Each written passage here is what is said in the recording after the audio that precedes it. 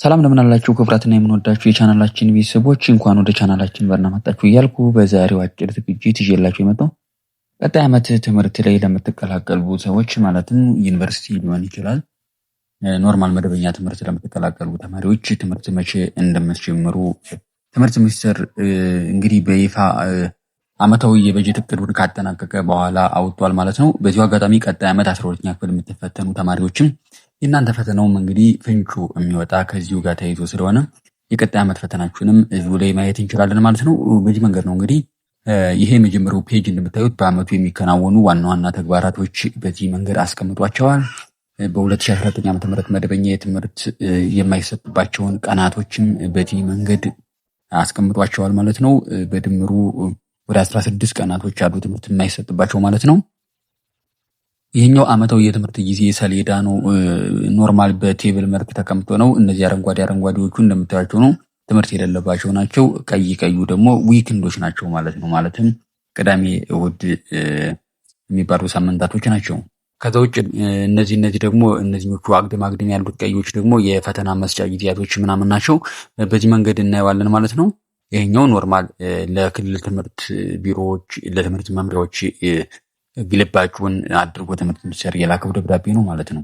እነዚህ አንደኛው መንፈቅ ዓመት ላይ የትምህርት ቀናቶች ጠቅላላ ድምር የሁለተኛው መንፈቅ ዓመት ላይ ጠቅላላ የትምህርት ቀናቶች እና የወሩን ብዛቶች ነው በጠቅላላ የሚያስቀምጠው ማለት ነው። ኖርማል በሁለተኛው ወሰነ ትምህርት 103 ቀናቶች አሏችሁ። የመጀመሪያው ወሰነ ትምህርት ላይ 107 ቀናቶች አሉ ማለት ነው ትምህርት የሚሰጡበት ቅዳሜና እሁድ ሳይጨመሩ።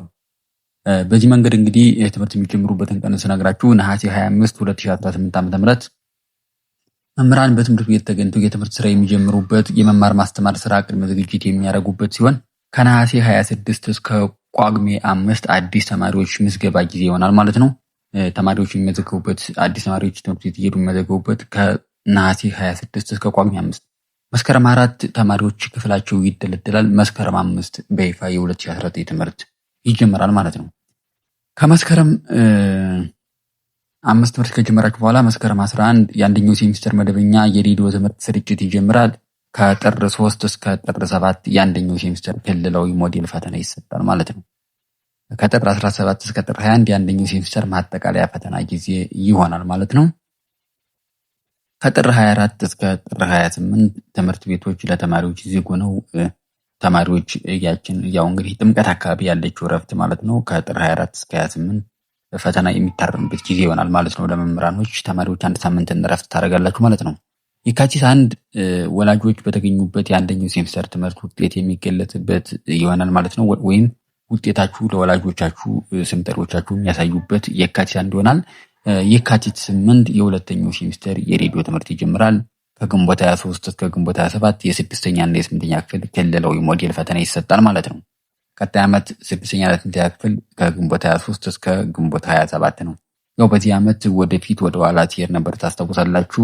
የ6ኛ ክፍል እንግዲህ ግንቦት 19 ነው የተሰጠው። የ8ኛ ክፍል ደግሞ ግንቦት 20 ምናምን በተከታታይ አንድ ሳምንት ውስጥ ነው የተሰጡ ፈተናዎቹ። ዙሮ ረስተዋቸው ቀኖቹን። ከሰኔ 7 እስከ 11 የ6ኛ ክፍል አንደኛ ደረጃ ማጠቃለያ ክልላዊ ፈተና ይሰጣል ማለት ነው።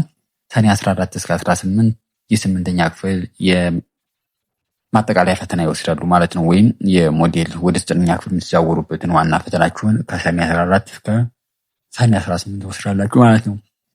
በዚህ ዓመት የወሰዳችሁት መቼ ላይ ነበረ? ሰኔ ምናምን ላይ ነው። እየተራራቀ አይደለም። ዞሮ የቀጣይ ዓመት ተፈታኞች በዚህ መንገድ ነው የምታዩት። እንግዲህ ሰኔ 1 እስከ ሰኔ 6 የስራና ተግባር ትምህርት ተማሪዎች የሙያ ትምህርት መረቃ ፕሮግራም ቀን ይሆናል ማለት ነው። ከሰኔ 7 እስከ 11 የሁለተኛ ሴሚስተር ክልላዊ ሞዴል ፈተና ይሰጣል። ከሰኔ 14 እስከ 18 የሁለተኛ ሴሚስተር ማጠቃለያ ፈተና ጊዜ ይሰጣል። ከሰኔ 21 እስከ 25 አጠቃላይ የትምህርት ማጠቃለያ 12ኛ ክፍል ፈተና ይሰጣል ማለት ነው። ከሰኔ 21 እስከ ሰኔ 25 እንግዲህ የ12ኛ ክፍል ፈተና የሚሰጠው ማለት ነው። ሰኔ 30 አሁን የ12ኛ ክፍል እዚህ ጋር ስታዩት እንግዲህ ሰኔ 1 እስከ ሰኔ 5 አጠቃላይ የትምህርት ማጠቃለያ ወይም የ12ኛ ክፍል ፈተና ይሰጣል ነው የሚል። ከ21 እስከ 25 በዚህ አጭር ቀናቶች ውስጥ የ12ኛ ክፍል ፈተና ይሰጣል ለማለት ይከብዳል። ምናልባት ተለዋጭ መረጃ ሊኖር ይችላል ብዬ አስባለሁ። ሰኔ 30 2019 ዓ.ም ወላጆችና የትምህርት ማህበረሰብ በተገኙበት የዓመቱ ማጠቃለያ ወይም የወላጅ በዓል የሚባለው ዝግጅት ይሆናል ማለት ነው። በዚህ መንገድ ነው እንግዲህ የ6ኛ የ12ኛ ክፍል ፈተና የሚሰጡበት ጊዜዎች በዚህ መንገድ ይታወቃሉ ማለት ነው። እዚህኛው ላይ እንደምታዩት በ2014 ዓ.ም መደበኛ ትምህርት የማይሰጥባቸው ቀናቶች ናቸው። የኢትዮጵያውያን የዘመን መለወጫ፣ የተማሪዎች ክፍል ልለላ፣ የገና በዓል፣ የጥምቀት በዓል፣ ስቅለት፣ ኢድ አልፈጥር፣ የአድዋ ድል፣ አርበኞች ቀን፣ ኢድ አልሂያድ ወይም አረፋ፣ የስራ ተግባር ትምህርት፣ ተማሪዎች የምረቃ ፕሮግራም፣ 07 ብሔራዊ ዝግ ቀናት፣ የወላጆች ቀን በዓል ምናምን እነዚህ ትምህርት የማይሰጡባቸው ቀኖች ናቸው። እነዚህ ቅድም ባልኳችሁ መሰረቶች ናቸው። ለወላጆች የተሰጠ ለትምህርት መምሪያ የተላከ ደብዳቤ ነው እንደምታዩት ነው። የኛው ጠቅላላ የትምህርት ቀኖች ብዛት ናቸው። ፈርስት ሴሚስተር 107 ቀኖች፣ ሰከንድ ሴሚስተር 103 ቀኖች፣ አጠቃላይ 210 የትምህርት ቀናቶች አሏችሁ ማለት ነው። ይሄ የትምህርት ሚኒስቴር ሎጎ ነው። በዚህ መንገድ ነው ማለት ነው ቀጣይ ዓመት ትምህርታችሁን የምትጀምሩት። ማንኛውም አይነት ሀሳብ አስተያየት፣ ጥያቄ ካላችሁ መጠየቅ ትችላላችሁ። በተለይ ቀጣይ ዓመት 8ኛ እና 12ኛ ክፍል የሆናችሁ የፈተና ጊዜዎቹን እዚህ ጋር 16 እና 17 ላይ ያሉ የ12ኛ ክፍል የ8ኛ ክፍልም ደግሞ 11 እና 12 አካባቢ 13 አካባቢ ማየት ትችላላችሁ ማለት ነው። ስድስተኞችን በተመሳሳይ ይዘዋል። በዚህ መንገድ ነው። ስለነበረን ጊዜ ቴንኪው ሶማች አብራችሁን ስለቆያችሁ ጥያቄ ካላችሁ መጠየቅ ትችላላችሁ።